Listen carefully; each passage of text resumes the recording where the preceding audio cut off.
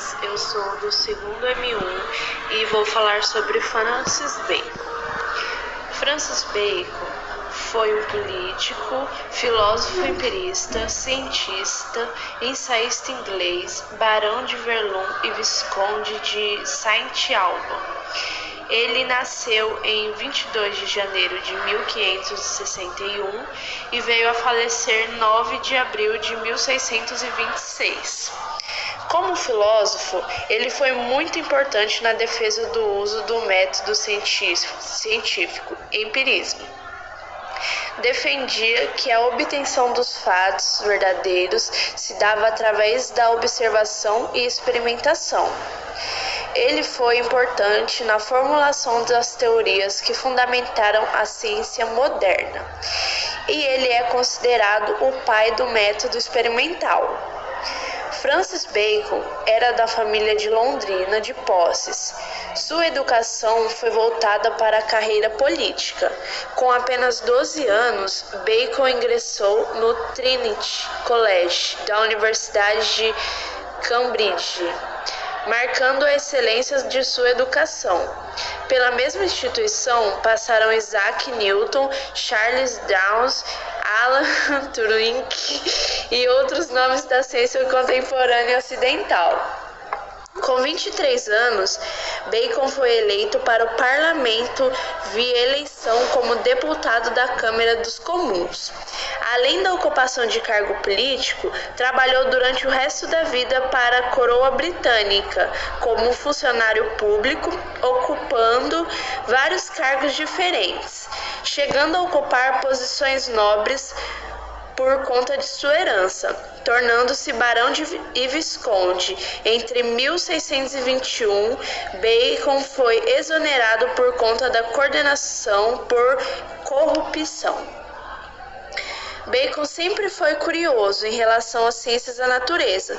Sua grande curiosidade fez ser um homem da ciência, que apesar do trabalho como funcionário público, dedicava suas horas vagas à compreensão de temas relacionados ao conhecimento. Bacon era um empirista, ou seja, ele defendia que o conhecimento adivinha em primeiro plano de experiência prática. No período em que estudou em Trinity College, ele se aprofundou na filosofia escolástica, tomista, aristotelológica, o que o fez perceber o problema do método da filosofia do grande pensador grego Aristóteles. O acerto de Aristóteles estava em reconhecer na vivência prática e empírica a fonte primeira do conhecimento. Seu erro na visão de Bacon estava no método. O método aristotélico era suficiente apenas para a compreensão lógica da linguagem para as deputações medievais, mas não para trazer à tona um novo conhecimento que agregasse algo novo com a segurança de que a ciência necessita. Podemos dizer que Bacon é o grande fundador do empirismo na modernidade. Além de umas grandes empiristas, ele fundamentou as principais bases da ciência moderna, como proposição de um método científico capaz de suportar teoricamente o conhecimento que se pretende científico e universal. O método empirista de Bacon é diferente dos demais métodos empiristas surgidos depois dele, pois está baseado na crítica do que o filósofo chamou de ídolos.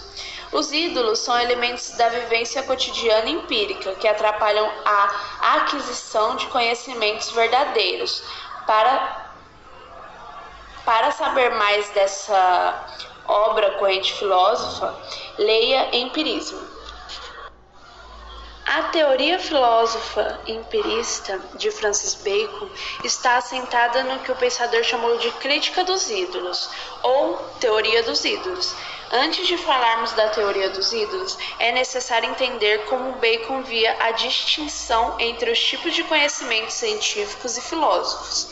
Para o pensador, a ciência poderia ser da poesia e da imaginação, da história e da memória, da filosofia ou do estudo da razão.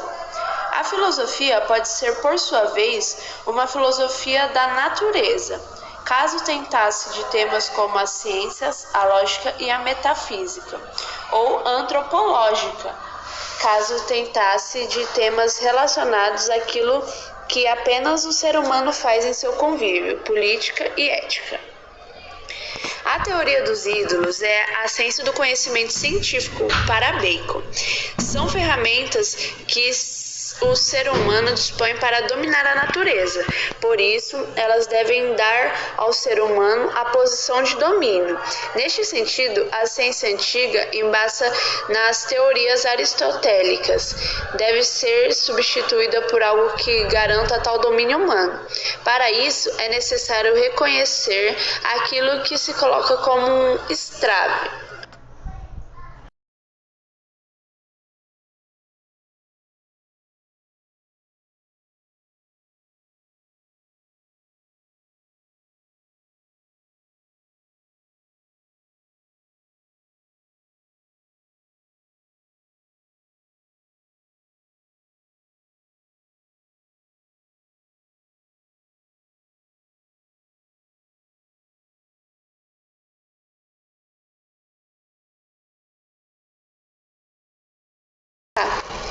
Os ídolos das cavernas, que são ainda mais naturais, mas estão relacionados à humanidade em geral, e sim aos indivíduos.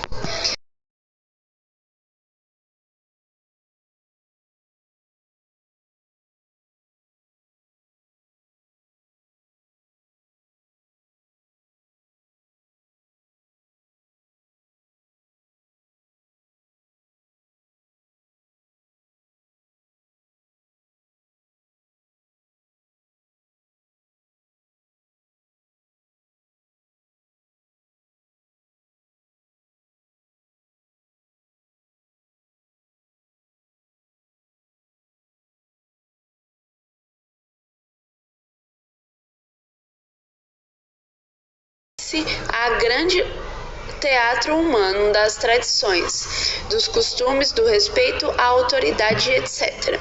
Ele coloca a autoridade como alguém que necessariamente possui um conhecimento verdadeiro, o que não se sustenta.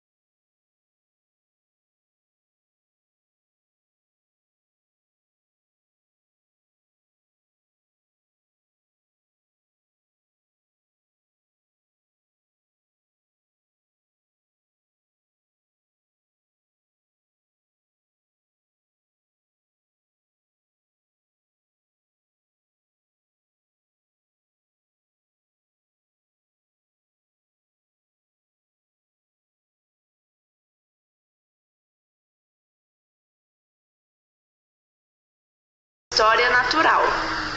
Nova Atlântida, reflexões sobre a natureza das coisas e sobre as mares.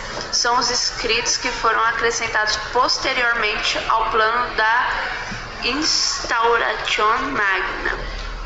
Por fim, temos o corpo da Instauration Magna, que visa criar um modo de conceber-se o conhecimento científico, dividindo em 6 extensas partes, todas as teorias do conhecimento baconiana. Algumas frases do Francis Bacon. Todas as cores concordam